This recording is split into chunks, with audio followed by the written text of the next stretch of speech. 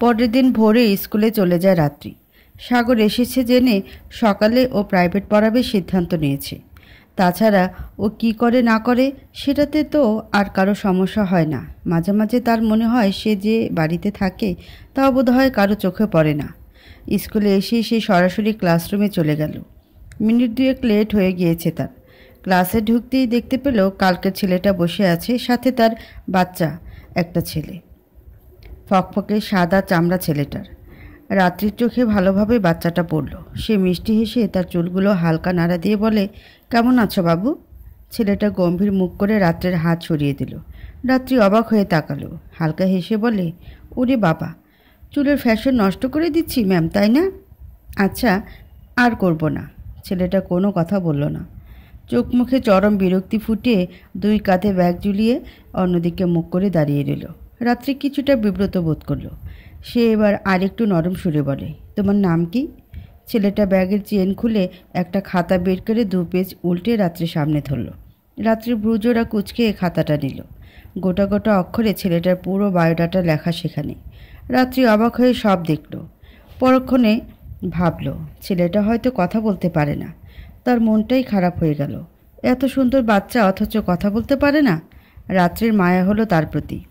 সে শাওনের দিকে তাকিয়ে বলে, সাফি কথা বলতে পারে না, তাহলে তো ওকে প্রতিবন্ধী স্কুলে ভর্তি করানো উচিত ছিল আপনার। এখানে ওকে কিভাবে পড়াবো আমি? শাওন একরাশ বিরক্তি নিয়ে রাত্রির মুখের দিকে তাকালো। সাফির দিকে তাকিয়ে বলে, বাবা, ম্যামকে গ্রিটিংস দাও। সাফি গম্ভীর সুরে বলে, গুড মর্নিং ম্যাম। রাত্রি অবাক হয়ে দুজনের দিকে তাকালো। সে বলে, ও কথা বলতে পারে? তাহলে আমি যে এত কথা বললাম কই? ও তো কোনো কথা বলল না। শাওন গম্ভীর কণ্ঠে বলে ওঠে, ও কথা কম বলে। রাত্রি দুজনের দিকে পরপর কয়েকবার তাকালো। কাগজটা সাফির হাতে ধরিয়ে দিয়ে দীর্ঘশ্বাস ছাড়ল। এটুকু বাচ্চার কী গম্ভীরতা! রাত্রির একবার বলতে ইচ্ছে করল, ও কথা কম নয়, কথাই বলে না। পরে কিছু বলল না। এনারা দুজনেই যে তার উপর বিরক্ত সে বুঝল। তাই সে আর কথা বাড়ালো না। বাচ্চাটাকে শাওন সবার সাথে বসতে বলল। সে চুপচাপ গিয়ে এক পাশে বসে পড়ল। শাওন চলে যেতেই রাত্রি এসে ওদের সাথে বসে পড়ল পড়ানোর জন্য। সবাই হইচই লাগিয়ে দিয়েছে রাত্রির কোলে কে বসবে আজ।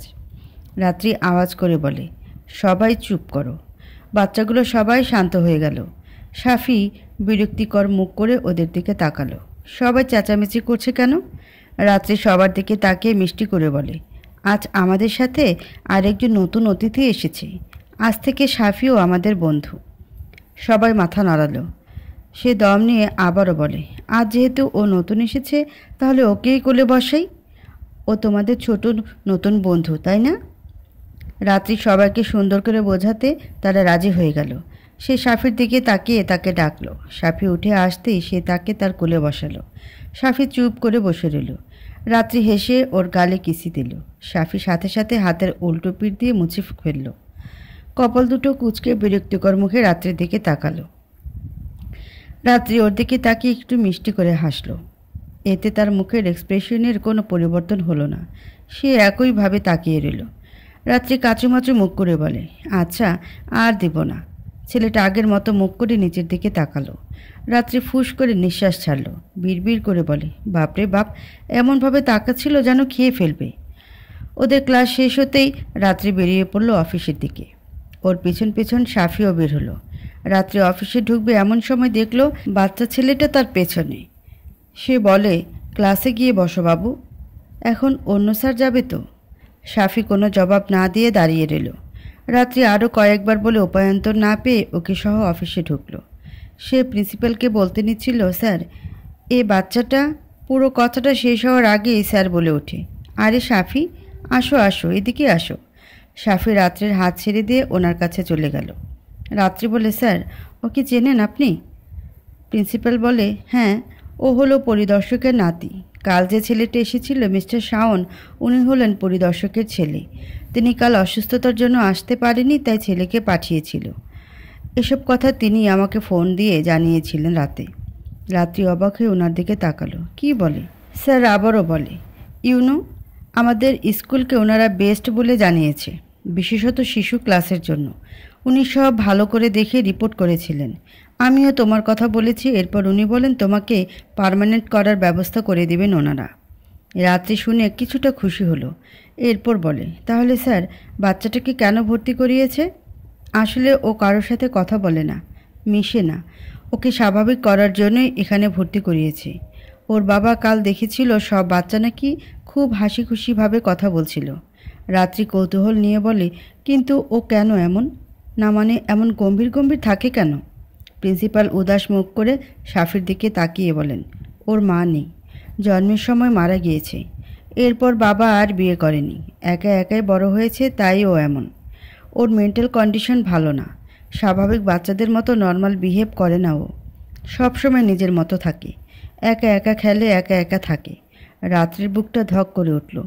ও জানে মা ছাড়া একটা বাচ্চার জীবন কেমন, কতটা কষ্ট সে খুব ভালো করেই বোঝে। ছেলেটার দিকে তাকাতেই ওর খারাপ লাগাটা বহু গুণ বেড়ে গেল। ও তো কয়েক বছর মাকে পেয়েছে, মা কেমন বুঝেছে, কিন্তু সাফি, ও তো কখনো মায়ের আদর পায়নি। সাফি ছোট ছোট চোখ করে দুজনের দিকে তাকাচ্ছে। সে বুঝতে পারছে না কি বলছে ওনারা, তবে এটুকু বুঝেছে ওর সম্পর্কে বলছে, না হলে দুজনে বারবার ওর দিকে তাকাতো না। সে বিরক্তিকর মুখ করে দরজার দিকে তাকিয়ে আছে। বাবা কখন যে আসবে? রাত্রি এগিয়ে এসে ওকে কোলে নিল আদর করার জন্য। বাচ্চাটাকে দেখে ওর ভেতর মমতাবোধ জেগে উঠল। ইস, মা হওয়ার অনুভূতিটা বুঝি খুব দামি, যেন স্রষ্টা তাকে তার স্বাদ গ্রহণ করতে দিলেন না। এই জগতের নিয়ম এমন কেন? কেউ বাচ্চা পায় না তো কেউ মা পায় না। সাফি গম্ভীর কণ্ঠে বলে, don't dare to kiss me. Ratri বড় বড় চোখ করে তাকালো। কি ডিয়ারিং বাচ্চা গো, এত কম বয়সে পটর পটর ইংলিশ বলতেছে। সে মাত্রই কিসি দিতে যাচ্ছিল, নিজেকে থামিয়ে নিয়ে বলে, না না বাবা, আমি কিস করতেছিলাম না তো, তোমাকে কোলে নিতে যাচ্ছিলাম। সাফি এমনভাবে তাকালো, রাত্রির মনে হলো ও চোখ দিয়ে বলছে, মিথ্যা কেন বলছো? মিথ্যা কথা আমি পছন্দ করি না। সাফি কি আসিল সেটা বুঝিয়েছে কি না রাত্রি জানে না, তবে সে যে মিথ্যা বলেছে তা বাচ্চাটা ধরে ফেলেছে এটা ভালোই বুঝলো। রাত্রি ওকে কোলে নিয়ে টেবিলে বসিয়ে দিল। তার মুখের ভাবমূর্তির যেমন পরিবর্তন হলো না, সে গম্ভীর মুখে বসে রইল। রাত্রি চট করে বুদ্ধি বের করলো ওকে খুশি করার। সে ব্যাগ থেকে 5 টাকা দামের ডেইরি মিল্ক বের করে ওর সামনে ধরে বলে, এটা কে নিবে? রাত্রির মুখ উৎফুল্ল হয়ে আছে। সে জানে সাফি এখন ঝাঁপিয়ে পড়ে বলবে, আমি নেব। মনে মনে একটা ভাব নিয়ে নিল সে। সাফি চুপ করে রইল। রাত্রির মনটা ভেঙে গেল। সে ভাবলো হয়তো ওকে কেউ আগে এভাবে চকলেট দেয়নি, তাই সে বুঝে নাই। তাই সে বলে, এটা সাফি নিবে। ইয়ে। সাফি ভ্রুকুচকে চকলেটের দিকে তাকালো। এরপর সাথে সাথে মুখ ঘুরিয়ে বলে, নো নেভার। রাত্রি অবাক হয়ে বলে, কেন? সাফি গম্ভীর কণ্ঠে বলে, because it's unhygienic for health. রাত্রি আরও অবাক হয়ে গেল। সে সচেতন চোখে আশেপাশে তাকালো। প্রিন্সিপাল নিজের কাজে ব্যস্ত, বাকি টিচাররা এখনও আসেনি। সে ফুস করে নিঃশ্বাস ছাড়ল। ভাগ্যিস কেউ দেখেনি, নাহলে স্কুলে মানিজ্যত শেষ। আচ্ছা আচ্ছা, চুপ চুপ, কাউকে আবার বললো না ম্যাম আমাদের আনহাইজেনিক খাবার দেয়, না হলে আমার চাকরি ওখানেই শেষ। তুমি না ভালো ছেলে, কাউকে বলবা না, ঠিক আছে? তোমার বাবা আর দাদুকে তো একদমই না। এ বলে রাত্রে চকলেটটা ফটাফট ব্যাগে ভরে নিতেই শাওন এসে ঢুকলো। সে দেখল তার ছেলে ক্লাস টিচারের সামনে বসে ওর দিকে তাকিয়ে মিটিমিটি হাসছে। শাওনের মনে হলো খুব বড় ঝাটকা খেল। তার ছেলে হেসেছে। বুকের মধ্যে ধুক ধুক করে উঠল। আজ কতদিন পর ছেলেকে হাসতে দেখেছে। শাওন এগিয়ে যাচ্ছিল তার দিকে। সাফি তাকে দেখে আগের মতো হয়ে গেল, চুপচাপ নেমে যেতে লাগলো। আরে আরে, নামছো কেন? পড়ে যাবে তো। কই যাবা? আমাকে বলো, আমি নিয়ে যাব। সাফি কোনো জবাব না দিয়ে নেমে যেতে লাগলো। রাত্রে দীর্ঘশ্বাস ফেলে ওকে নামাতে লাগলো। কি ছেলের পাল্লায় পড়ল! এর থেকে তো 10টা দুষ্টু বাচ্চা ভালো, যে কথা বলবে। প্রিন্সিপাল শাওনকে দেখে অস্থির হয়ে গেল। আসুন আসুন, বসুন। বলতে বলতেই শেষ তিনি। শাওন বলে, স্যার পরে বসবো। তাছাড়া ছেলেকে পার্মানেন্ট এখানে ভর্তি করাবো। আমি বাবার সাথে স্কুলের ব্যাপারে কথা বলেছি। উনি বলেছেন এই স্কুলে আরেকটা দালান করার জন্য অ্যাপ্লাই করবেন তিনি। আর বাবা নিশ্চয়ই আমাদের ব্যাপারে সব বলেছেন, তাই আশা করি আমার ছেলের প্রতি সর্বোচ্চ যত্ন নেওয়া হবে। শাওনের কথা তিনি অত্যন্ত খুশি হলেন। চোখ মুখে খুশির ঝিলিক। শাওন এসে সাফের হাত ধরে বলে, চলো বাবা। রাত্রি চোখ তুলে তার দিকে তাকাতেই সে থ্যাঙ্কস বলে চলে যেতে লাগলো।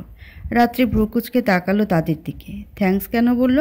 সে তাকিয়ে আছে তখন সাফি হাত উঠিয়ে বাই বলে চলে যেতে লাগলো। রাত্রির মুখ খুশিতে ভরে উঠল। সে এক গাল হেসে নিজেও বিদায় জানালো। ইস, কি কিউট বাচ্চা! এমন বাচ্চা যদি তারও হতো তাহলে কি খুব ক্ষতি হতো?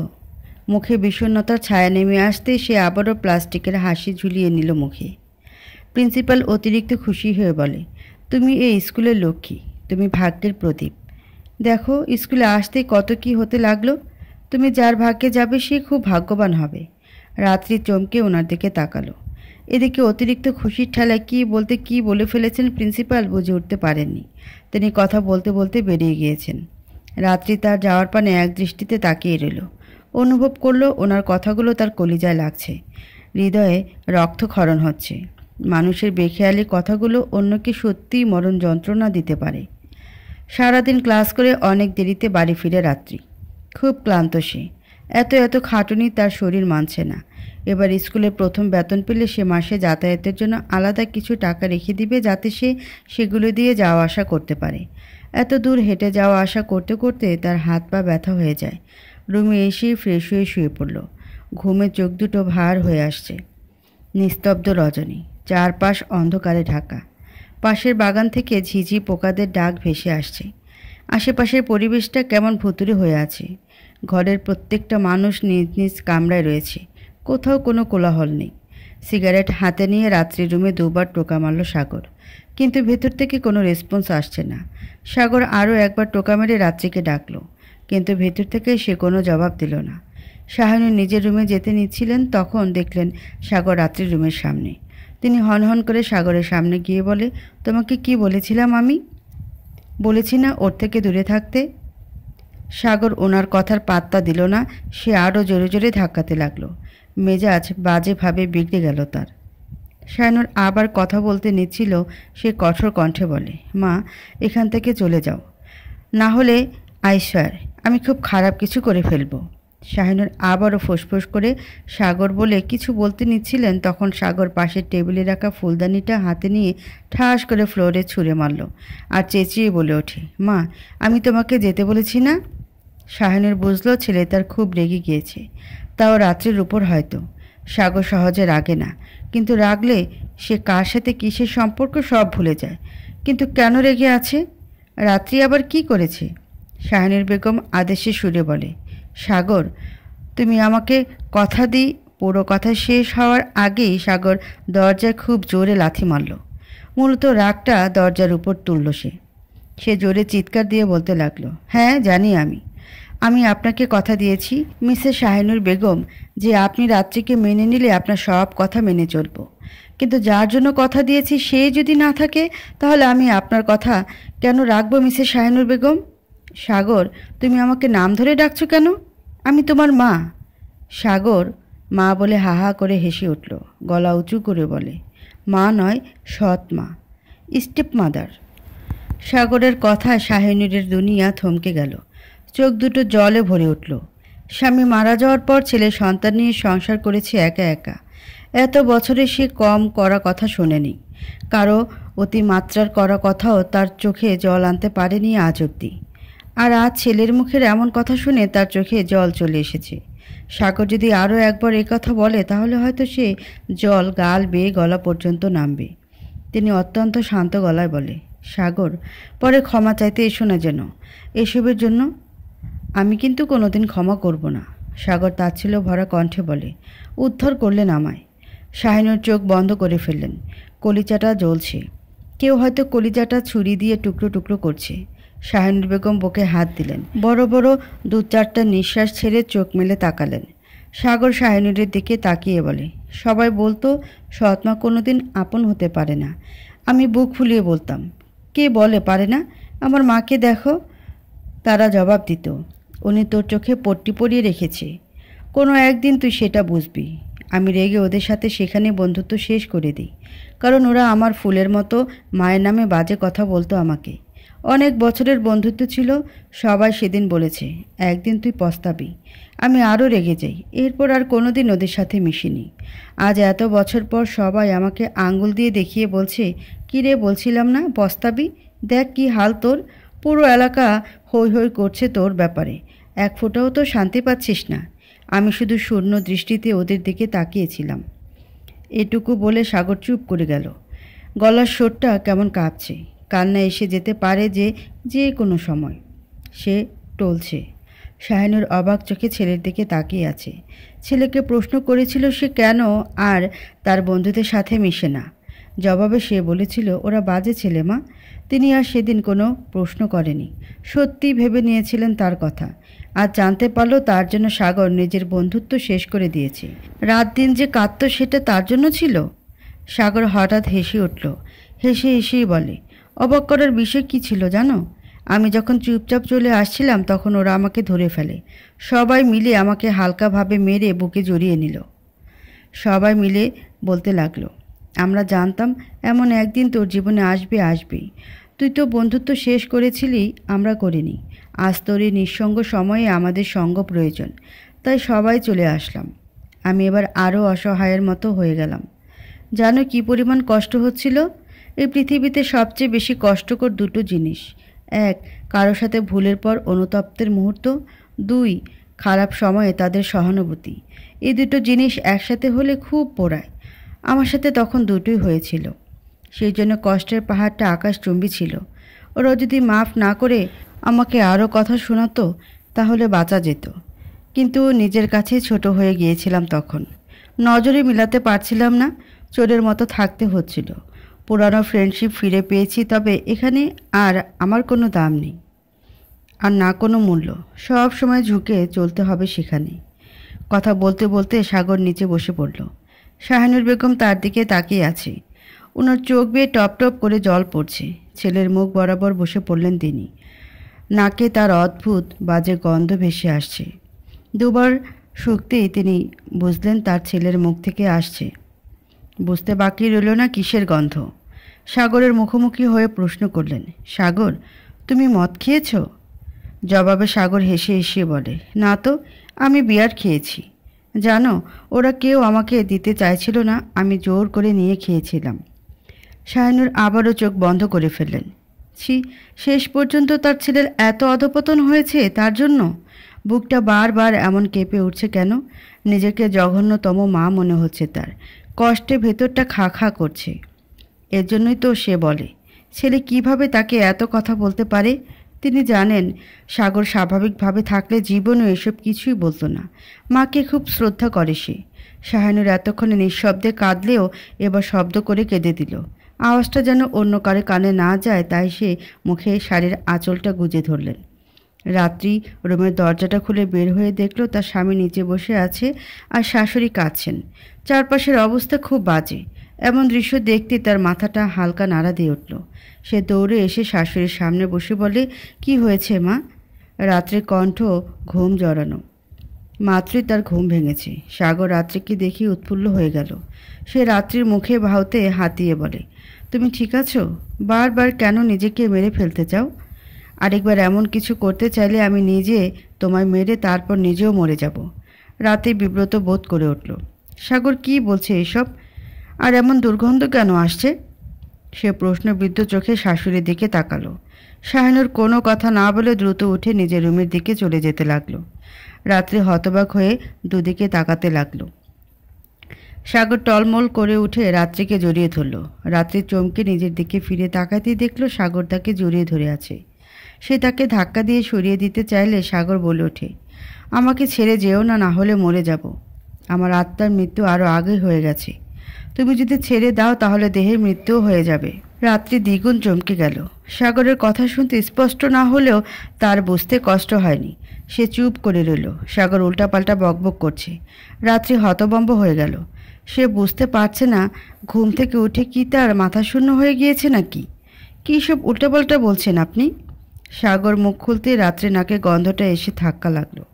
আপনার মুখ থেকে কিসের দুর্গন্ধ আসছে? মদ খেয়েছেন? না, বিয়ার খেয়েছি। ছি, আপনি এসব ছাইপাশ খেয়েছেন? আবার সেটা গর্ব করে বলছেন? এমনভাবে বলছেন যেন অমৃত পান করেছেন। সাগর হেসে চুপ করে রাত্রির বুকে মাথা পেতে রইল। রাত্রি হালকা কেঁপে উঠল। কেমন অসাড় লাগছে তার শরীর। কয়েক মুহূর্ত সেও চোখ বন্ধ করে সাগরের সাথে তাল মিলিয়ে চুপ করে অনুভব করল। চারপাশ রোদের আলো ঝলমল করছে। রুম জুড়ে আলোর ছড়াছড়ি। রোদের আলো জানালা ভেদ করে সাগরের মুখে পড়তেই ঘুম ভেঙে গেল। হালকা হালকাভাবে সে চোখ মেলে তাকালো। মাথাটা প্রচণ্ড ব্যথা করছে। বিছানায় বসে মাথায় হাত দিল। সকাল পেরিয়ে দুপুর শুরু হচ্ছে। বড্ড বেলা হয়ে গিয়েছে। চোখ তুলে দেওয়াল ঘড়ির দিকে তাকাতেই দেখল 12:30 বেজে গিয়েছে। সে হতভম্ব হয়ে গেল। এত বেলা অবধি সে ঘুমিয়েছে। কেউ তাকে ডাকেনি, আর সে নিজেই বা কেন উঠতে পারেনি? বিছানা থেকে নামতে ছিল তখন সে দেখল সে পোশাকবিহীন কাঁথা জড়িয়ে শুয়ে আছে। সে এবার আরও হতবাক হয়ে গিয়েছে। আশেপাশে তাকিয়ে দেখল সে নিজের রুমেই আছে। রুমে আর কেউ নেই। দু হাত দিয়ে মাথা চেপে বিড়বিড় করে বলে ওঠে, কি হয়েছে? আমি তো বন্ধুদের সাথে ছিলাম। এরপর এরপর কি হয়েছে? কিছু মনে করতে না পেরে সে উঠে গেল। ফ্রেশ হয়ে নিচে আসতে দেখল বড় ভাবি ফিয়াকে খাইয়ে দিচ্ছে। তাকে দেখে সোহাগে প্লেটে নাস্তা বেড়ে দিলেন। সাগর চুপচাপ খেতে বসে যায়। মাথা টেনশনে ফেটে যাচ্ছে। কেমন ঝিমঝিম করছে। প্রতিটা রগে রগে টান অনুভব করছে। এত যন্ত্রণা করছে কেন? ভাবি, কড়া লিকারে 1 কাপ দুধ চা দাও তো। 5টা মিনিট ওয়েট করো, ফিয়াকে খাওয়াচ্ছি। আমি এখন নড়লে ও পালিয়ে যাবে। সাগর চুপ করে রইল। নাস্তা আর মুখে দিল না। প্লেট ঠেলে সরিয়ে দিয়ে উঠে গেল। সাগর, কই যাচ্ছ? দাঁড়াও, আমার হয়ে গেছে তো। আমি খাবো না ভাবি, আপনি ফিয়াকে খাওয়ান। ও নেমে যাচ্ছে। সোহাগী আবার পিছিয়ে গিয়ে ফিয়াকে ধরল। মেয়েটাকে খাওয়াতে গেলে যত জ্বালা দেখা দেয়। আর এদিকে উনি 2 বউ থাকতেও আমার সাথে ধারাধারি করে। আরে ভাই, দেখছসই তো বাচ্চা খাওয়াচ্ছি। 2 মিনিট অপেক্ষা করলে কি হতো? না, রাগ দেখিয়ে উঠে গেল। তাতে আমার কি হয়ে গেল? শুধু ওনাদের রাগ, আমাদের নাই। আপন মনে সোহাগী মিনমিন করে ফিয়াকে খাওয়াতে লাগলো। ফিয়া খেতে চাইল না, মুখ থেকে বের করে দিল। ব্যাস, আগুনে যেন ঘি ঢেলে দিল। চপাস চপাস করে ফিহার 2 গালে 2 থাপ্পড় বসিয়ে দিল। ফিহা কেঁদে উঠল। যার প্রতিধ্বনি তরঙ্গের মতো সাগরের কানে বেজে উঠল। সে দাঁড়িয়ে গেল। বড় বড় দুটো নিঃশ্বাস ফেলে বাইরের দিকে হাঁটা দিল। ভাবি তার রাগ ভাতেজির উপর তুলেছে, বুঝতে অসুবিধা হয়নি তার। কিছু বলার নেই। চুপচাপ সে বেরিয়ে গেল। আজ সারা বাড়ি নিশ্চুপ। কোথাও থেকে কোনো শব্দ আসছে না। সাগর বাইরে থেকে হালকা কিছুক্ষণ হাঁটাহাঁটি করে ঘরে ফিরে আসলো। কারো কোনো শব্দ নেই। কি ব্যাপার? সবাই কোথাও চলে গিয়েছে নাকি? এখনও কেউ ঘুম থেকে উঠেনি? চৌকাঠ পেরিয়ে ঘরের পাকঘরের দিকে গেল সে। কারণ সেখান থেকে প্লেট চামচের ঘষাঘষির টুংটাং শব্দ ভেসে আসছে। সেখানে গিয়ে দেখলো রাত্রি সবজি কাটছে। বড় ভাবি প্লেট বাটি ধুচ্ছে। বৃষ্টি আশেপাশে কোথাও নেই। সেটা তার ভাবনায় আর আসলো না। রাত্রি দিকে ভ্রুকুচকে তাকিয়ে আছে সাগর। রাত্রি এখন বাড়িতে? কিন্তু কেন? আজ স্কুলে গেল না কেন? তার মানে কি সে কাল তার সাথেই কিছু করেছে? কারণ মাথায় হালকা হালকা স্মৃতি আসছে যে রাত্রি তাকে জড়িয়ে ধরে ফ্লোরে বসেছিল। রাত্রি তার দিকে তাকাচ্ছে না। তার মানে সন্দেহটা ঠিক। তার মনের ভেতর এক তৃপ্তি চলে আসলো। সে ভাবে রাত্রি হয়তো রাগ করবে, তার সাথে কথা বলতে চাইবে না। কাল যা করেছে সেটা তো অন্যায়। তার সাথে আলাদা কথা বলতে হবে। তাই সে রাত্রিকে উদ্দেশ্য করে বলে, আমার জন্য 1 কাপ চা নিয়ে রুমে আসো, কড়া লিকারে। এ বলে সে চলে যায়। রাত্রি তার কথা শুনেও শুনল না। নিজের মতো কাজ করতে লাগলো। সেটা দেখে সোহাগী তাড়া দিয়ে বলে, কি হলো রাত্রি, শুনছো না? জামাইরে চা দিতে বলছে। শুনেছি ভাবি। সবজিটা কেটে নেই, আর অল্প একটু সবজি রয়েছে। রাখো তোমার সবজি। আগে চা দিয়ে আসো, না হলে রাগ তুঙ্গে উঠবে। একটু আগে আমার উপরে রাগ করে চলে গিয়েছে না খেয়ে। এখন তুমি দেরি করলে আরও কাহিনী হবে। তোমার কাটার দরকার নেই, আমি কাটবো। কি বলেন ভাবি? এখন তো সময় পাই না। আজ শুক্রবার বলে একটু কাজ করতে পারছি। পরে এসে করো। আগে গিয়ে তোমার জামাইরে ঠান্ডা করো, না হলে ঘরে আগুন লাগিয়ে দিবে। রাত্রি তাচ্ছিল্য করে বলে, আমার জামাই? সোহাগের কথাটা শুনল, তবুও চুপ করে রইল। রাত্রি উঠে গিয়ে চা বানাতে লেগে পড়ল। সে ইচ্ছে করে চা পাতা বেশি দিল। কড়া লিকার বলেছে তাই না? দাঁড়াও, খাওয়াচ্ছি। 1 দানাও তো চিনি দিব না। দেখি খাও কীভাবে। চাটা ঢেলে নিল মগে। মগ নিয়ে পা বাড়াতেই ভাবল, বেশি কড়া হয়ে গেল না? এত দুধ দেওয়ার পরেও কালারটা কালছে। তাই চামচের মাথা দিয়ে হালকা চিনি নিয়ে নাড়ালো। রুমে আসতে দেখলো সাগর জানালার পাশে দাঁড়িয়ে আছে। উত্তরমুখী বাতাস জানালা দিয়ে এসে ঢেউ খেলছে তার চুল নিয়ে, আর সে চোখ বন্ধ করে সেটা উপভোগ করছে। রাত্রে চাটা নিয়ে এসে সাগরের সামনে শব্দ করে রাখলো। সাগর চোখ মেলে তাকালো। রাত্রির চোখ মুখে স্পষ্ট রাগ আর বিরক্তির আভাস। তার মনের ধারণা এবার তীব্র হয়ে গেল। রাত্রি চলে যেতে নিচ্ছিল, সে তার হাত ধরে আটকে ফেলে। রাত্রি প্রশ্নবোধক দৃষ্টিতে পেছন ঘুরে তাকালো। সাগর ওকে টান মেরে বাহুবন্ধনে আটকে নিল। কি সমস্যা? এভাবে টানাটানি করছেন কেন? সমস্যা হলো তুমি। আমি কি করেছি? আমি ফাজলামি করেন? ছাড়ুন, আমাকে ধরবেন না, ঘেন্না লাগে। সাগর চুপচাপ রাত্রির ছুটোছুটি দেখছি। এবার সে আর ধারণা করলো না, পুরোপুরি নিশ্চিত সে। সরি, আসলে রাতে আমি কন্ট্রোলে ছিলাম না। I was drunk, really very sorry. আমি না ইচ্ছে করে কিছু করতে চাইনি। রাত্রি ভ্রু বাঁকালো। রাতের জন্য সরি মানে? যদি বলতো এতদিনের জন্য সরি তাহলে মানতাম, কিন্তু হাইলাইট করে কাল রাত উচ্চারণ করলো কেন? দোষ করেছে মায়ের সাথে আর সরি বলছে আমাকে? মা তো কাঁদতে কাঁদতে চলে গিয়েছিল, তার মানে নিশ্চয়ই উনি নির্ঘাত কিছু বলেছেন। আমি তো ওনার উপর রেগেছিলাম, তাই বুক থেকে সরিয়ে টেনে টেনে তার রুমে নিয়ে দিয়ে এসেছি। তাহলে আমাকে সরি বলছে কেন রাতের জন্য? রাত্রি রেগে বলে, ছাড়ুন আমাকে, আপনার নব ঢং দেখলে গা জ্বলে। সাগর ওকে চুপ করাতে পারছে না দেখে আচমকে গলায় মুখ গুজে বলে, I know last night was very beautiful. I wish I was in my sense. ছাদ থেকে মাত্রই বৃষ্টি নেমে এসেছে। ঘরে ঢুকতে যাবে এমন সময় স্বামীকে তার প্রাক্তন স্ত্রীর সাথে এমনভাবে দেখে তার পা থেমে যায়। চুপি চুপি সেদিকে তাকিয়ে পিছু হাঁটতে লাগলো। উজ্জ্বল আকাশে সাঁতার কাটা পূর্ণিমা চাঁদের মতো ছিল গত রাত। সে ভেবেছিল রাতের পর থেকে তার সাথে সব ঠিক হয়ে যাবে। সাগর তাকে মেনে নেবে, আর কোনো বাধা আসবে না সম্পর্কে। তার মনে একফালে আশা জমেছিল। শব্দবিহীন পা ফেলে সে দৌড়ে চলে যেতে লাগলো ছাদের দিকে। আকাশটা বদলে গেছে। কালো কালো খণ্ড মেঘ পুরো আকাশে জমে আছে। একটু আগে কি করা রোদ ছিল, আর এখন সেটা তলিয়ে গেল কালো মেঘের ভেলার নিচে। চারপাশে শো শো বাতাস বইছে খুব জোরে জোরে। মনে হচ্ছে খুব বড় না হলেও ছোটোখাটো ঝড় বইবে। প্রকৃতি আজ এমন রূপ ধারণ করলো কেন? একটু আগেও তো ঝকঝকে ফকফকে পরিষ্কার আকাশ ছিল। মনে হচ্ছে আশার আলো জ্বলে উঠতে নিভে গিয়েছে।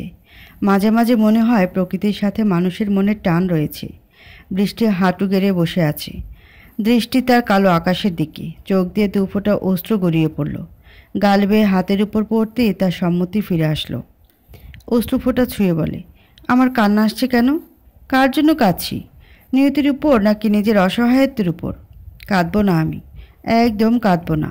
ওরা কি পেয়েছে? আমি কি মানুষ নই? শুধু শুধু নাটক করছে সবাই মিলে আমার সাথে। চুপ করে কিছুক্ষণ বসে রইল সে। চোখের পানি কিন্তু তার সঙ্গ দিচ্ছে না। সে নিজের মতো বইছে। এক চাপা রাগ আর ক্ষোভ নিয়ে সে উঠে গেল। হঠাৎ খুব জোরে বর্ষণ শুরু হয়ে গেল। বৃষ্টি থেমে যায়। সে চুপচাপ দাঁড়িয়ে বৃষ্টিতে ভিজতে শুরু করে। বৃষ্টির পানি প্রকৃতির সাথে ওর মনের রাগটাকে ধুয়ে দিল। সে ভেবে উঠে, আচ্ছা রাত্রে আপুর কী দোষ? উনি তো এসব করেননি, তাহলে আমি অযথা কেন ওনাকে দোষারোপ করছি? ওনার সাথে তো আমার থেকেও খারাপ ব্যবহার হয়ে আসছে। আপাত দৃষ্টিতে দেখলে তো ওনার থেকে অনেক সুখে আছি আমি। আর উনি তো এসে আমার সংসার দখল করেনি, আমি করেছি। তাহলে তো ওনার আমার থেকেও বেশি কষ্ট হয়েছে। মাত্র 1 মাস খানিকের সম্পর্ক আমার এমন লাগছে, সেখানে তো ওনার বছরের সম্পর্ক। কিন্তু আমারই বা কী দোষ? আমি তো নিজ থেকে আসিনি। আমার পরিস্থিতি এমন ছিল যে আমি ক্ষণিকের লোভে পড়ে গিয়েছিলাম। আচ্ছা, সবাই তো চায় একটা সুন্দর লাইফ, সেখানে আমার চাওয়াটা কি খুব বেশি দোষী ছিল? মানলাম অন্যের বশে পড়ে আমি অন্য পথে চলে গিয়েছিলাম, কিন্তু সেটা কি স্বাভাবিক নয় আমার মতো মেয়েদের জন্য? আমি কি সব জানতাম? তাহলে কি আমার উচিত ছিল সব চুপচাপ মেনে নেওয়া, কোনো প্রতিবাদ না করা? মেয়েরা প্রতিবাদী হলে মেয়েরাই তাদের দুশ্মন হয়ে যায়। আচ্ছা, আজ থেকে আমি আর আমার কোনো অধিকার চাইব না, আর না ওনাদের মাঝে যাব। সরে যাব ওনাদের জীবন থেকে। সুখে থাকুক। কাল যা হয়েছিল সেটা কেউ জানবে না, কখনো কেউ জানবে না। মনের মধ্যে ধামাচাপা দিয়ে দিলাম সব। আজকের পর আর কেউ জানবে না। ধীরে ধীরে আমি নিজেও সরে যাব। আচ্ছা, এসবে আমার দোষ কই? আমি জানতে চাই, কেন আমার জীবনটা এমন হয়েছে? কেন? হোয়াই? সব কিছুতেই আমি দোষী? ইট সিমেন্টের এই জীবন থেকে হাজার গুণ ভালো ছিল ওই কুড়ে ঘরের জীবন। বৃষ্টি ভাবতে ভাবতে একসময় হাঁটু গেড়ে বসে পড়ে। কাঁদতে চায় না সে, তবুও চোখ দিয়ে পানি আসছিল। কি করবে? এই চোখ দুটো যে বড্ড বেহায়া, বড্ড অবাধ্য। ভিজে চুপসে গিয়েছে সে, থরথর করে কাঁপছে। জামা ভিজে শরীরের সাথে মিলে গিয়ে সব স্পষ্ট হয়ে গেছে। কতক্ষণ এভাবে থাকার পর সে উঠে যায়। চুপচাপ উঠে নিচে নেমে আসলো। ছাদের সিঁড়ি দিয়ে নামতেই শাশুড়ির সাথে তার দেখা। তার মুখ গম্ভীর, থমথমে, চোখ দুটো ভীষণ ফোলা, মনে হচ্ছে খুব কেঁদেছেন। পুরো মুখে একরাশ ঘন কালো মেঘ। এমন ভিজে আছো কেন?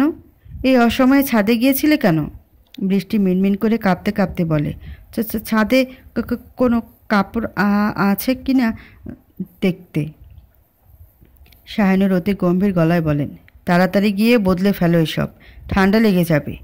বৃষ্টি মাথা ঝাঁকিয়ে বলে, এটুকু বলে সে চলে যেতে লাগলো। শাহিনুর পেছন থেকে তাকে বলে, শোনো। জি, আমার রুমে একবার এসো, কিছু কথা ছিল। বৃষ্টি আবারও মাথা ঝাঁকালো, চুপচাপ রুমে ঢুকলো। আগে একবার চেক করে নিয়েছে কেউ আছে কি না। কাউকে না দেখে সে শব্দহীনভাবে ঢুকে দ্রুত একটা জামা নিয়ে ওয়াশরুমে চলে যায়। মাথা মুছতে মুছতে বের হতে দেখলো সাগর খুব গম্ভীর হয়ে বাহিরে তাকিয়ে আছে। চেহারা আদার হয়ে আছে, হয়তো কিছু ভাবছে। গভীর কিছু ভাবছে, না হলে বৃষ্টির উপস্থিতি ওর চোখে পড়ল না কেন? বৃষ্টি চুপচাপ বের হয়ে গেল শাশুড়ির রুমের উদ্দেশ্যে। অনেকক্ষণ বসে থাকার পর শাশুড়ি বলে, বৃষ্টি, কিছু কথা বলবো, কিছু মনে করবে না তো? বৃষ্টি মাথা ঝাঁকালো। সে বলে, না, কিছু কেন মনে করব? শাহানুর অনেকক্ষণ চেষ্টা করেও বলতে পারছিলেন না। অবশেষে খুব দ্বিধা নিয়ে বলে, সাগর আর তোমার মধ্যে কি কিছু হয়েছিল? বৃষ্টি কিছুটা লজ্জা পায়, তবুও সে কঠোর কণ্ঠে বলে, না, কিছুই হয়নি, আর না কখনো হবে।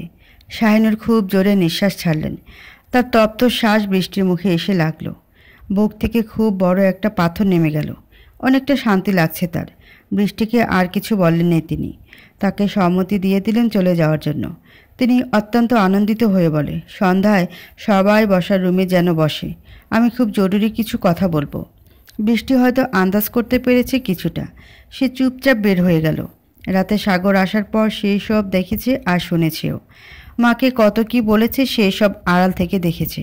বৃষ্টির ধারণা শাহিনুর এখন বলবে সে যেন চলে যায়। তার ছেলে সুখের জন্য রাত্রিকে উনি আবার ওর সাথে মিলিয়ে দেবেন। সাগর ড্রাং ছিল, সেটা বৃষ্টির বুঝতে একটু কষ্ট হয়নি। আর সে অনেকবার বলেছে সে মদ খায়নি, বিয়ার খেয়েছে। বৃষ্টি অনেকবার তাকে বাধা দিতে চেয়েছিল, কিন্তু তার সাথে পেরে ওঠেনি। তার মনে কোথাও না কোথাও সাগরকে পাওয়ার তীব্র আকাঙ্ক্ষা ছিল, তাই সে হাল ছেড়ে দেয়। আশেপাশে ঘুরঘুর করে রুমে আসে বৃষ্টি। সাগর এখনও আগের মতো দাঁড়িয়ে আছে। বৃষ্টি স্বাভাবিকভাবেই সাগরের কাছে গিয়ে দাঁড়ালো। সাগর কারো উপস্থিতি টের পেয়ে ঘুরে তাকালো। বৃষ্টি মাথা নিচু করে চুপচাপ বলে ওঠে, আপনাকে সন্ধ্যায় রুমে থাকতে বলেছে আপনার মা, উনি কিছু জরুরি বিষয়ে আলোচনা করবেন। সাগর চুপ করে রইল। বৃষ্টি চলে যাচ্ছিল, সাগর তার হাত ধরে ফেলে। বৃষ্টি পেছনে ঘুরে তাকায়, দুজনে চোখাচোখি হয়। বৃষ্টির ঠোঁটজোড়া মৃদু কম্পমান। সে বলতে চাইছে কি, কিছু বলবেন? হাত ধরে আছেন কেন? ললাটে কথা আটকে আছে, মুখ দিয়ে সে সেটা বের করতে পারছে না। বৃষ্টি হাত ছাড়িয়ে নিতে চাইলে সাগর তাকে টেনে সোজা দাঁড় করিয়ে বলে, কিছু কথা ছিল। বৃষ্টি কম্পমান ঠোঁটে বলে, কি বলবেন? সাগর খুব ছোট মুখ করে বলে, রাতে আমাদের মধ্যে কিছু হয়েছিল, তাই না? বৃষ্টি হাতটা ছাড়িয়ে নিল। সে সরাসরি খুব কড়া গলায় বলে, না, কিছুই হয়নি। আপনি মদের নেশায় টালছিলেন। বারবার রাত্রি আপু বলছিলেন আমাকে, আমার সাথে অনেকবার চেষ্টা করেছিলেন, কিন্তু কিছু হয়নি। সাগর প্রাণ ভরে নিঃশ্বাস ছাড়ল। দম বন্ধকর পরিস্থিতি হচ্ছিল এতক্ষণ। কিছুক্ষণ যা হয়েছিল সেটা ভাবলেই তার মাথা ঘুরে আসছে। রাত্রি তাকে ধাক্কা দিয়ে সরিয়ে দেয় আর বলে যে সে কাল রাতে তাকে রুমে দিয়ে চলে গিয়েছিল। সে যা ভাবছে এমন কিছুই তাদের মধ্যে হয়নি। তারপরে সে ধাক্কা খায়। মাথায় হাত দিয়ে কতক্ষণ বসে বসে ভাবতেই তার মনে পড়ল, বৃষ্টি তাকে ধাক্কা দিয়েছিল। এর আগে মা কাঁদতে কাঁদতে চলে গিয়েছেন। সে কি খুব খারাপ কিছু করেছিল মায়ের সাথে? মানে দুদিকের টেনশন মাথাটা চক্কর দিয়ে উঠেছিল। তাই সে বৃষ্টিকে সরাসরি প্রশ্ন করল, যদিও তার মনে হচ্ছে বৃষ্টি মিথ্যা বলছে। সে বৃষ্টিকে বলে, সত্যি তো কিছু হয়নি? বৃষ্টি কিছুটা হেসে বলে, হলেও কি হতো, পাপ হয়ে যেত বুঝি? কথাটা বলে সে চুপচাপ মাথা নিচু করে চলে আসে সেখান থেকে। সাগর বারবার পেছন থেকে ওকে ডাকতেছিল, কিন্তু সে ফিরে তাকায়নি, চুপচাপ বের হয়ে গেল। কিন্তু স্যার, এখন কিভাবে সম্ভব? আমি জানি না তুমি কিভাবে ম্যানেজ করবে, তোমার ব্যাপার। স্যার, আজ তো শুক্রবার, অফ ডে, তারপরে স্কুলে আসতে হবে। দরকার না পড়লে তো তোমাকে বলতাম না। স্যার, কিন্তু কি করব, পরিদর্শক নিজে আমাকে ফোন দিয়েছেন।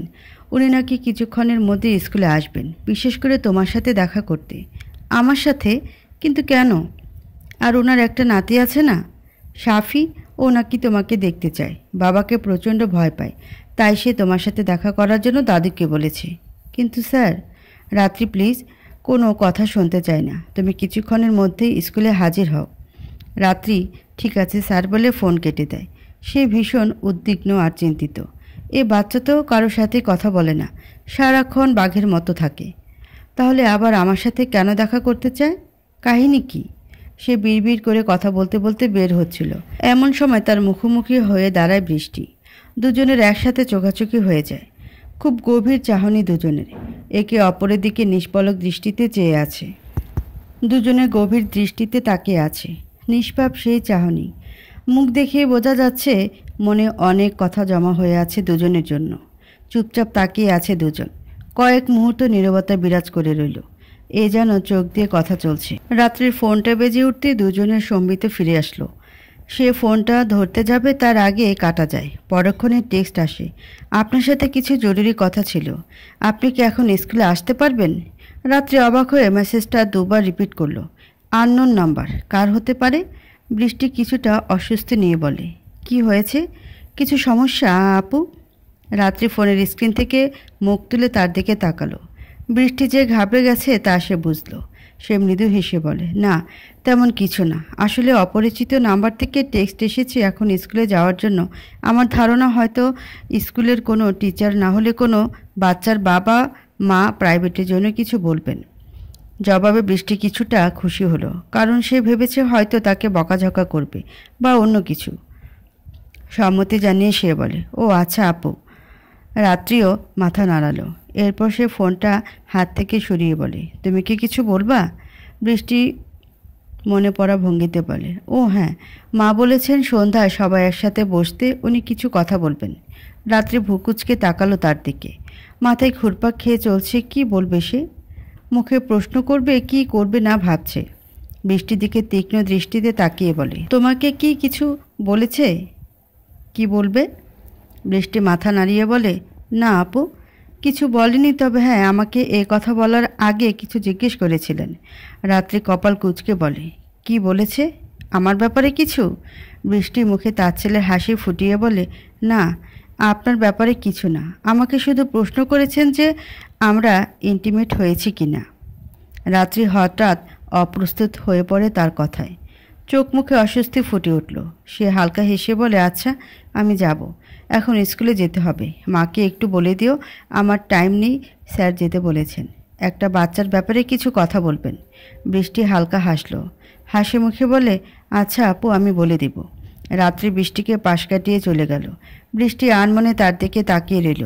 চোখের কোণে জল চিকচিক করছে। এই জল খুশির কি না তার জানা নেই তা, তবে অন্তরটা খুব হালকা লাগছে তার। খুব দ্রুত পা ফেলেই স্কুলে এসে পৌঁছায় রাত্রি। প্রিন্সিপাল রতন তখন পায়চারি করছে ঘরময়। চেয়ারেই বসে আছে শাওন আর তার ছেলে। দুজনে গম্ভীর আর চুপচাপ বসে আছে। রাত্রি সালাম দিয়ে বলে, আসসালামু আলাইকুম স্যার, আমাকে ডেকেছিলেন? ওহ রাত্রি, এসেছো তুমি, এদিকে আসো। রাত্রি হালকা অবাক হয়ে ভেতরে ঢুকলো। তার মন আর মস্তিষ্কে চলছে, কি হয়েছে? রাত্রিকে দেখে সাফি খুব গম্ভীর হয়ে গেল। সে নিচু হয়ে হেঁটে এসে রাত্রির শাড়ির কুচি টান দিতে লাগলো। রাত্রি ভ্রুকুচকে ওর দিকে তাকালো, ঝুঁকে বলে, কি হয়েছে, কিছু লাগবে? সাফি গম্ভীর কণ্ঠে বলে, হাগমি। রাত্রি ভ্যাবাচাকা খেয়ে নিচু হয়ে ওকে জড়িয়ে ধরল। সে অবাক নয়নে স্যারের দিকে তাকালো।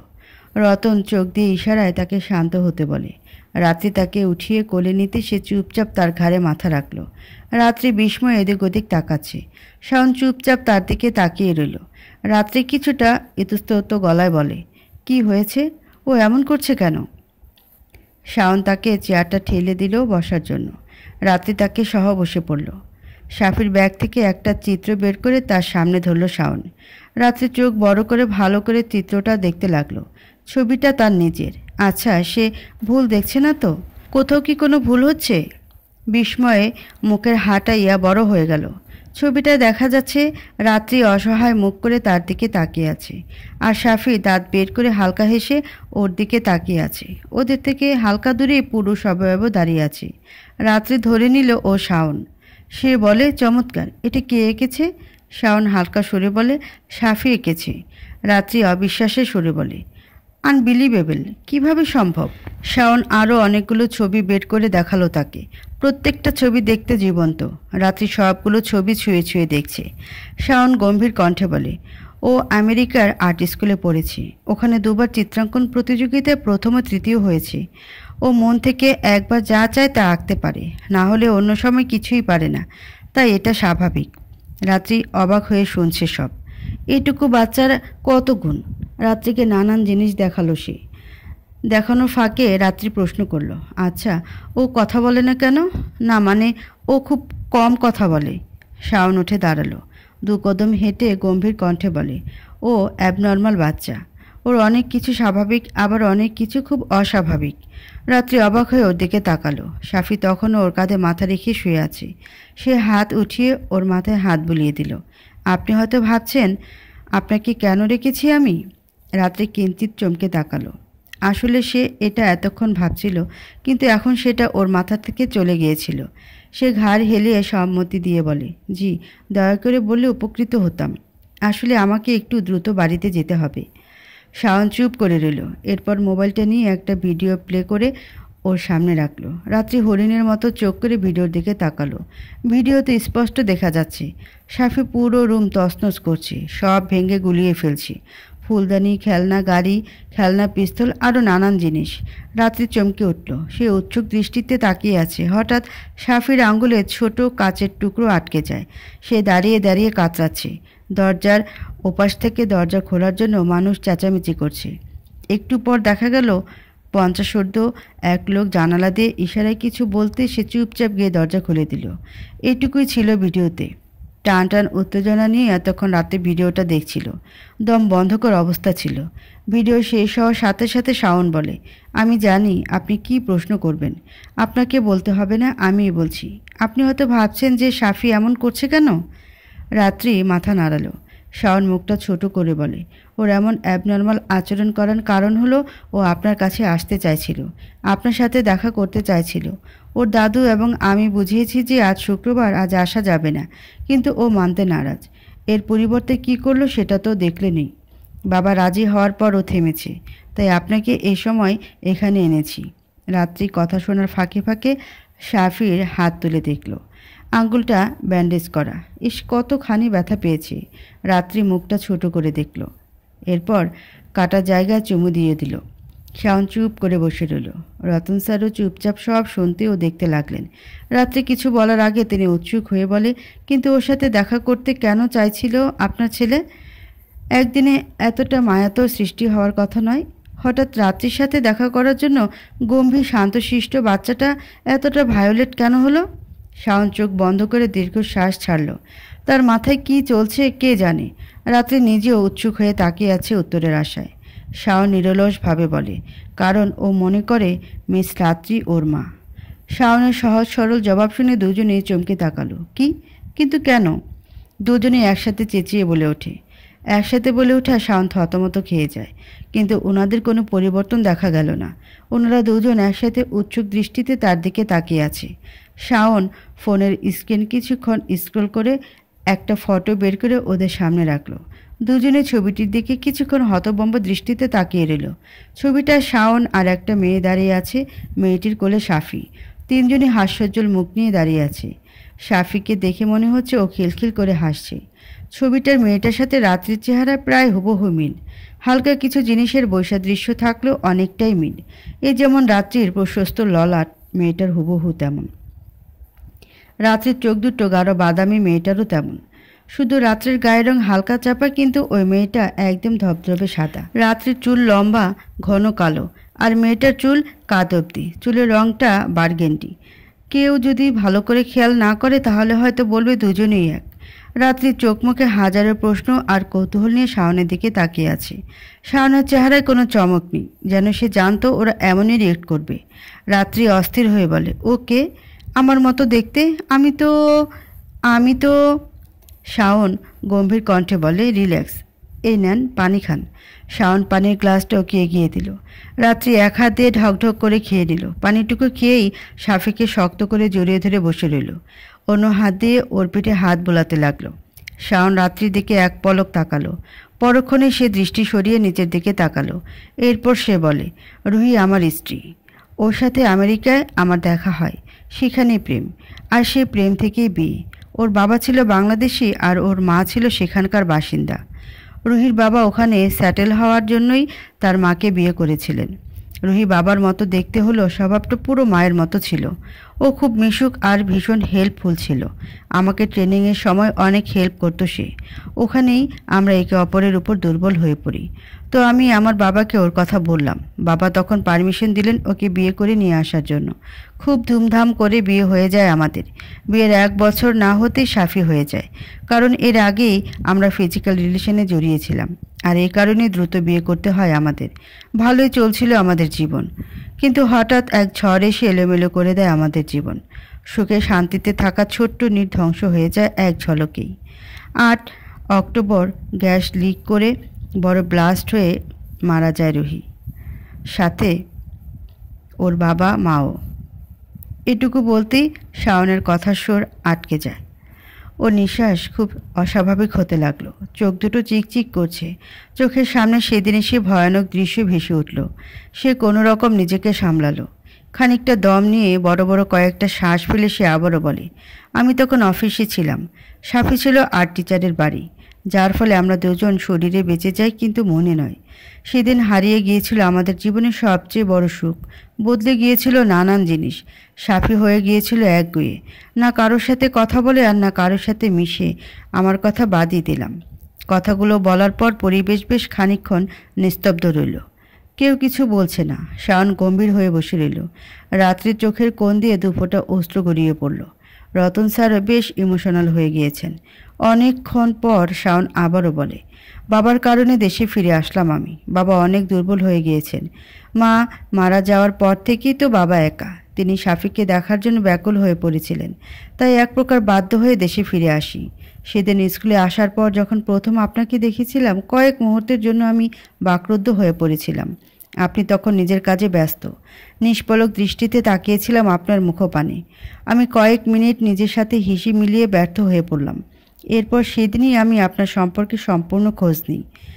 আমার সেক্রেটারি রাফির কাছ থেকে জানতে পারি আপনার বাবা আর রুহির বাবা ভাই ছিলেন।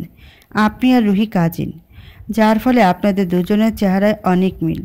এরপর আমি যা করেছিলাম সেটা আমার সবচেয়ে বড় ভুল ছিল। আমি সাফিকে আপনার কথা বললাম। ওকে বলি যে ওর মায়ের মতো কাউকে আমি দেখেছি। এই কথা শুনে তো ও পাগল হয়ে গিয়েছে। আমাকে পাগল করে দিয়েছিল আপনার সাথে দেখা করিয়ে দিই। বিনিময়ে আমি ওকে প্রমিস করিয়ে নিই যে আপনাকে যেন এসব কিছুই না বলে, শুধু যেন চুপচাপ দেখে। ও রাজি হয়ে যায়। এরপর তো আপনি দেখছেনই। আপনি জানেন আপনার খবর জানার পর ও কিভাবে যেন ভোর 4টা-5টায় উঠে যায়। আজ 3:30টায় উঠে রেডি হয়ে গিয়েছে আসার জন্য। ওকে অনেক বোঝালাম যে আজ শুক্রবার, কিন্তু ও মানেনি, তাই বাধ্য হয়ে আপনাকে ডেকে নিয়ে এসেছি। শাওন এতটুকু বলেই চুপ করে গেল। বোতল থেকে হাতে অল্প পানি নিয়ে মুখে ছিটকাতে লাগলো। মাথায়ও হালকা পানি দিয়ে দিল। রাত্রি নির্বাক হয়ে বসে আছে। নিজেকে তার অনুভূতি শূন্য লাগছে। সাফি হালকা নড়ে উঠতে সে 2 হাতে শক্ত করে জড়িয়ে ধরল তাকে। তার মনের মধ্যে অন্যরকম অনুভূতি সৃষ্টি হচ্ছে। সে বুঝতে পারছে না এমন অদ্ভুত অনুভূতি কেন হচ্ছে তার। সন্ধ্যা পেরিয়ে রাত নেমে এসেছে। চারপাশ থেকে ঝিঝি পোকার ডাক কানে ভেসে আসছে। নিস্তব্ধতায় ঘেরা পুরো শহর। নির্জন পথঘাট। চৌধুরী বাড়ি প্রকৃতির থেকেও নিস্তব্ধ হয়ে আছে। সবাই বসে আছে বসার ঘরটায়। শুধুমাত্র রাত্রি অনুপস্থিত। দরজাটা পুরো খোলা। বাইরে তাজা হাওয়া পর্দা এলোমেলো করে ভেতরে প্রবেশ করছে। সবাই সেদিকে তাকিয়ে অপেক্ষার প্রহর গুনছে। কখন যে রাত্রি আসবে? সায়নের কঠিন দৃষ্টি রেখে তাকিয়ে আছে। বৃষ্টি বসে নখ কামড়াচ্ছে। ওর মুখ দেখে বোঝা যাচ্ছে ও কতটা চিন্তিত। সাগর চোখ বন্ধ করে সোফায় হেলান দিয়ে বসে আছে। সোহাগী আর সোহেল দুজনে একসাথে ডাইনিং টেবিলে দুটো চেয়ারে বসে আছে। সোহাগী একটু পরপর তার স্বামীকে পা দিয়ে খোঁচাচ্ছে। শিফা বিরক্তি নিয়ে একপাশে পায়চারি করছে। সবাই রাত্রির ফিরে আসার অপেক্ষায় রয়েছে। নীরব ভুতুরে পরিবেশ বিরাজ করছে ড্রয়িং রুম জুড়ে। কিছুক্ষণ বাদেই অপেক্ষার প্রহর কাটিয়ে রাত্রি বাড়ির সামনে এসে পৌঁছালো। একটা দামি কার থেকে তাকে নামতে দেখা যাচ্ছে। ও বের হয়ে মাথা ঢুকিয়ে ভেতরে কাউকে জড়িয়ে ধরল। মাথাটা বের করে বাইরে এসে দাঁড়াতেই অপর পাশ থেকে দরজা খুলে বের হলো শাওন। তার চোখে মুখে খুশির জোয়ার, পুলকিত চেহারা। অত্যাধিক খুশি হলে মুখের হাসিটা অন্যরকম দেখায়, সেটাই দেখাচ্ছে তার মুখে। রাত্রি তাকে হাসি মুখে হাত জোর করে কৃতজ্ঞতা জানিয়ে বাড়ির ভেতরে ঢুকতে লাগলো। বেসমেন্ট থেকে ঘরের প্রত্যেকটা সদস্যের চোখে পুরো ঘটনাটা পড়ল। সবাই দাঁড়িয়ে ওর কর্মকাণ্ড দেখছিল। হাজারো বিস্ময় আর অবাকের রেশ ফুটে উঠেছে প্রত্যেকের মুখে। শুধুমাত্র সাগর গম্ভীর দৃষ্টিতে তাকিয়েছিল। শিফা আর সোহাগী কানাঘুষো করে বলে, দেখেছ, রাত বিরাতে বাড়ির সামনে নষ্টামি করছে। একটা চাকরি পেতেই দখলে রং বদলে গিয়েছে। চাকরি কি আর এমনি এমনি পেয়েছে নাকি? দুজনের কানাঘুষে সাগর শাহিনুর সোহেলের কান পর্যন্ত পৌঁছালো। কেউ কিছু বলল না। সাগর সোজা হয়ে দাঁড়িয়ে রুমের দিকে হাঁটা দিয়ে বলে, মা, আপনি যে মীমাংসা করতে চেয়েছিলেন আশা করি তার উত্তর দেখেছেন। তাই এ বৈঠক এখানেই সমাপ্ত। দ্বিতীয় কথা, ও আমার ওয়াইফ, তাই ওর সম্পর্কে আশা করি কেউ যেন কিছু না বলে। ও কি করছে না করছে সব আমার ব্যাপার। ওর বিষয়ে আপনারা কেউ কোনো কথা বলবেন না। আশা করি আমার কথা বুঝবেন। সাগর গম্ভীর গলায় কথাগুলো বলে সেখান থেকে চলে গেল রুমের দিকে। যাওয়ার পথে বৃষ্টিকে ডাক দিয়ে বলে ওর সাথে যাওয়ার জন্য। বৃষ্টি চুপচাপ ওর পেছন পেছন চলে যায়। সবাই যে যার রুমে চলে গেল। শাহিনুর তখন ওখানে দাঁড়িয়ে আছে। সে কি ভাবলো আর কি হলো? সবাইকে একসাথে করলো। রাত্রির জন্য যখন অপেক্ষা করছিল তখন সাগর অস্থির হয়ে কারণ জানতে চেয়েছিল। সেই সময় শাহিনুর বলেন, আমি তোমাদের সম্পর্কের মীমাংসা চাই, কোনো একটা পর্যায়ে চাই। কেউ তো কারো সাথে মিল নেই। তিনজন তিনমুখী হয়ে আছো। আজ আমি তোমাদের সম্পর্কের ফয়সালা চাই, অবশ্যই তিনজনের মতামতের উপর। তোমরা তিনজন যা বলবে তার উপরেই সব ঠিক হবে। সাগর সহ সবাই অবাক ছিল, শুধু বৃষ্টি ছাড়া, কারণ ও মনে মনে ভেবে নিয়েছে ওর সাথে হয়তো আজ সম্পর্ক শেষ করা হবে। জবাবে সাগর তার মাকে বলে, আগে রাত্রি আর বৃষ্টি, ওদের দুজনের মতামত জানতে চাই। ওরা কী চায় আমিও সেটা জানতে চাই। তারপর না হয় আপনি যা সিদ্ধান্ত নিতে চান নিতে পারবেন। সবাই ওর কথা মেনে নিয়েছিল। কিছুক্ষণ চলতে থাকে অপেক্ষা পর্ব। এরপর তো হলো এসব। সারাদিনের ক্লান্তি শেষে রাত্রে এসে বাসায় ঢুকলো। প্রচণ্ড ক্লান্ত সে। বাচ্চাটাকে সামলানো সহজ ব্যাপার নয়। কষ্টের সাথে তার মধ্যে খুশিও দেখা দিয়েছিল। তার আরাম লাগছিল সোনামণি বাবু এসব বলে ওকে আদর করা। রাত্রিকে একদম ছাড়তেই চাইছিল না। রাত্রি অবাক ছিল, সেই সাথে প্রচণ্ড খুশিও হয়েছিল। জোর করে তাকে বাড়িতে নিয়ে গিয়েছিল সাফি। সারা বিকাল ওই বাড়িতে ছিল। সাফির সাথে কাটানোর দিনটা তার জন্য সত্যি স্বপ্নের মতো ছিল। বোনের ছেলে জানার পর তার প্রতি আরও বেশি টান পেয়েছিল সে। আসার সময় রাত্রি ওকে কত কিছু বুঝিয়ে দিয়ে গিয়েছে, নামার সময় তো ওকে ছাড়ছিলই না। রাত্রি নেমে ওকে জড়িয়ে কপালে চুমু দিয়ে বলেছে যে আজকে আমাকে যেতে হবে, তাই না? তুমি যদি যেতে না দাও তাহলে আমি আর আসবো না। সাফি কাঁদো কাঁদো মুখ করে ওকে যেতে দিয়েছে। এরপর শাওন বের হয়ে ওকে এগিয়ে দিয়ে অনেক ধন্যবাদ জানালো। রাত্রি ভীষণ খুশি মনে ওদের বিদায় জানালো। এত কিছুর মাঝে ওর মনেই ছিল না আজকে সন্ধ্যায় যে ওকে নিয়ে আলোচনার বৈঠক হওয়ার কথা ছিল। ক্লান্ত শরীর নিয়ে রুমে ঢুকে গেল। ফ্রেশ হয়ে এসে তোয়ালেটা বুকে জড়িয়ে বলে, আজকের দিনটা আমার জীবনের সবচেয়ে বেস্ট দিন ছিল। আই উইশ আমার প্রতিটা দিন এমন সুন্দর হোক। আমি কোনোদিন ভুলবো না এই সুন্দর মুহূর্তগুলো। কথাগুলো বলে তোয়ালে তাকে জড়িয়ে চুমু দিল। ওর ধারণা এটা সাফি। ও একটা বাচ্চা পেয়ে গেছে। একটা নিঃসন্তান মেয়ে যখন কোনো বাচ্চা পেয়ে যায় অনুভূতিটা তখন কতটা দামি আর মাধুর্যপূর্ণ সেটা শুধু সে নিজে উপলব্ধি করতে পারবে। শাওন বলেছে সাফিকে ওকে দিয়ে ও বিদেশ চলে যাবে। এই কথা শোনার পর তো ও পাগল প্রায়। সাফি চিরদিনের জন্য ওর হয়ে যাবে, এরপরও শান্তিতে শ্বশুরবাড়ি থাকতে পারবে। কেউ তাকে কিছু বলতে পারবে না। তাছাড়া ও আরও ভাবছে যে এই খবর সাগর শুনলে খুশিতে পাগল হয়ে যাবে। জানালার পর্দার আড়াল হতে সাগরের চোখে সব পড়ছে। সে শুধু তার প্রেয়সীর খুশি দেখছে। বুকটা অস্বাভাবিক ওঠানামা করছে। হৃদস্পন্দন থেমে থেমে চলাচল করছে। সাগর নিজেকে স্বাভাবিক করে দরজায় টোকা দিল। রাত্রি উকি দিতেই সে বলে, ভাত খাবে না? আসো, খেয়ে নিবে। সাগরকে দেখে রাত্রি উৎফুল্ল হয়ে গেল। সে প্রায় মুখ দিয়ে বের করেই ফেলেছিল সাফির কথা। খুশিতে গদগদ হয়ে বলতে নিচ্ছিল, তখন আবার নিজ থেকে চুপ করে যায়। ভাবলো এখন বলে কি হবে, তার থেকে বরং সাফিকে নিয়ে এসে একেবারেই ওকে চমকে দিব। নিজের উত্তেজনাটা চেপে রেখে রাত্রি ক্লান্ত গলায় বলে, না আমি খাবো না, খেয়ে এসেছি, পেট একদম ভরা, এখন ঘুমাবো, খুব ক্লান্ত। সাগর গম্ভীর দৃষ্টিতে ওর দিকে চেয়ে রইল। রাত্রি হাত উঠিয়ে আড়মোড়া ভাঙতে লাগলো। সাগর মনে মনে বলে ওঠে, হ্যাঁ দেখতে পাচ্ছি তোমার ক্লান্তি। ঠোঁটে হালকা হাসি এনে বলে, আচ্ছা তাহলে ঘুমাও, কিছু লাগলে আমাকে জানিও। রাত্রিও মিষ্টি হেসে ওকে বিদায় দিয়ে দরজা লাগিয়ে দিল। দরজা বন্ধ করতেই সাগর লম্বা কয়েকটা নিঃশ্বাস ছাড়ল। রাত্রিকে ছেলেটার ব্যাপারটা জিজ্ঞেস করতে গিয়েও করল না। নিজের বিবেকে বাঁধল বিষয়টা, তাই সে চুপচাপ চলে গেল রুমের দিকে। বুকটা আজ ভীষণ জ্বলছে। ইচ্ছে করছে সব বরফ এনে বুকে লাগিয়ে রাখি, তাহলে হয়তো ঠান্ডা হবে এ দহন। বারান্দায় দাঁড়িয়ে আধা ঘন্টা যাবৎ সিগারেট টানছে সাগর। এতগুলো খাওয়ার পরেও তার নেশাটা জমল না। খেয়েই চলছে। কি করা উচিত? কাউকেই তো সে খুশি করতে পারছে না। তার জীবনটা নদীর মাঝখানে আটকে আছে। সে এ তীরেও যেতে পারছে না, আবার ওই তীরেও যেতে পারছে না। এভাবে হলে তো ও মরে যাবে। কি করবে সে? কি হবে এর শেষ? বাহিরে থেকে দৃষ্টি ঘুরিয়ে বারান্দা জানালা দিয়ে তাকাতে দেখল বৃষ্টি রুমের টেবিলের ওপর মাথা রেখে বসে কাঁদছে। বৃষ্টিকে সে প্রায়ই কাঁদতে দেখে, কিন্তু কিছু বলতে পারে না। সে নিরুপায়। টান টান হয়ে কয়েকটা নিঃশ্বাস ছাড়ল সে। অর্ধ খাওয়া সিগারেটটা ফেলে দিয়ে রুমে চলে আসলো। বৃষ্টি তখন চুপ করে উঠে গিয়ে কাঁথা গায়ে দিয়ে শুয়ে পড়ল। কোনো কথা না বলে সেও বৃষ্টির পাশে শুয়ে পড়ল। সে জানে যতক্ষণ না পর্যন্ত সে ঘুমাতে আসবে বৃষ্টি বসে থাকবে। সাগর শুয়ে পড়তে বৃষ্টি ঘুরে ওকে জড়িয়ে ধরল। সাগর কিছু বলল না। সাগর চোখ বন্ধ করে রইল। ঘুমের মাসি আসুক, এসে তাকে ছুঁয়ে দিক, যাতে তার সব ক্লান্তি, চিন্তা আর হতাশা দূর হয়ে শান্তির ঘুম নামবে। রৌদ্রোজ্জ্বল দিন। আকাশে সূর্যের আলোর মেলা বসেছে। বাতাসকে গায়েব করে সূর্য নিজের উত্তাপ দিয়ে ঘেরা করে আছে পুরো এলাকা। পিচঢালা রাস্তা গরমে উত্তপ্ত হয়ে আছে। লোকজন ঘেমে একাকার। ভ্যাপসা গরমে রাত্রি প্রায় পুরো ঘেমে গিয়েছে। একটু পরপর কপালের ঘাম হাতের উল্টো পিঠ দিয়ে মুছে ফেলছে সে। ঘণ্টা খানেক থেকে বসে অপেক্ষা করছে সে। গরমে অস্বস্তি হলেও মুখে তার প্রশস্ত হাসি বিরাজমান। আজ তার জীবনে খুব বড় একটা খুশির দিন। শাওন আজ তাকে সাফিককে দিয়ে দিবে। জীবনে একসাথে এত খুশি আসছে যে সে ভেবেই কুল পাচ্ছে না। সে কি আদৌ এসবের যোগ্য? অপেক্ষার প্রহর কাটিয়ে শাওন বের হয়ে আসলো। লিগেল কাগজপত্র নিয়ে রাত্রির সামনে এসে দাঁড়ালো। শাওন চলে যাবে হাতে গোনা কয়েকদিন পর, তাই সে যাবার আগে কাগজপত্র করে দিয়ে যাচ্ছে। রাত্রির পেপারটা হাতে নিল। চোখে তার অশ্রু।